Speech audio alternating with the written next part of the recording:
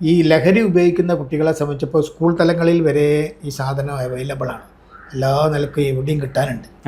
പക്ഷെ അത് സാമ്പത്തികമായി ഈ കുട്ടികളെ ഇത് വാങ്ങണമെങ്കിൽ പൈസ വേണമല്ലോ, അതില്ലാതാവുമ്പോഴാണോ കുട്ടികൾ മറ്റ് വഴികൾ തേടി പോകുന്നത്? അതെ അതെ തീർച്ചയായിട്ടും. ഇപ്പോൾ ഉദാഹരണത്തിന് ഈ ലഹരിയുടെ കേസ് വരുമ്പോൾ ഈ നമ്മളിപ്പോൾ പറയുന്ന ലഹരി എന്ന് വെച്ചാൽ എന്തായാലും നമുക്കറിയാം, ഇത് കള്ളും സിഗരറ്റിനേക്കാൾ വലിയ ലഹരിയെ പറ്റിയാണ് നമ്മൾ സംസാരിച്ചത്. അതായത് തുച്ഛമായ വിലക്കൊന്നും ഇത് കിട്ടത്തില്ല. ആദ്യത്തിലൊക്കെ ചിലപ്പോൾ ഫ്രീ ആയിട്ട് കൊടുക്കും, അടിമപ്പെട്ട് കഴിഞ്ഞാൽ ഇതിന് അവർ കോസ്റ്റ് ഈടാക്കി തുടങ്ങും. അപ്പോൾ തുച്ഛമായ വിലക്കൊന്നും ഇത് കിട്ടത്തില്ല, ഒരു പൈസ കൊടുക്കണം. ഒരു സിന്തറ്റിക് ഹാർഡ് കോർ ഡ്രഗ് വാങ്ങാൻ ചിലപ്പോൾ 3000 രൂപേൻ്റെ മുകളിലോട്ടാവും. ഒരു കഞ്ചാവ് വാങ്ങാൻ എന്തായാലും ഒരു പൈസ ഉണ്ടാവും, ഒരു മിനിമം പൈസ അവർ കൊടുക്കണം. അപ്പോൾ ഇത്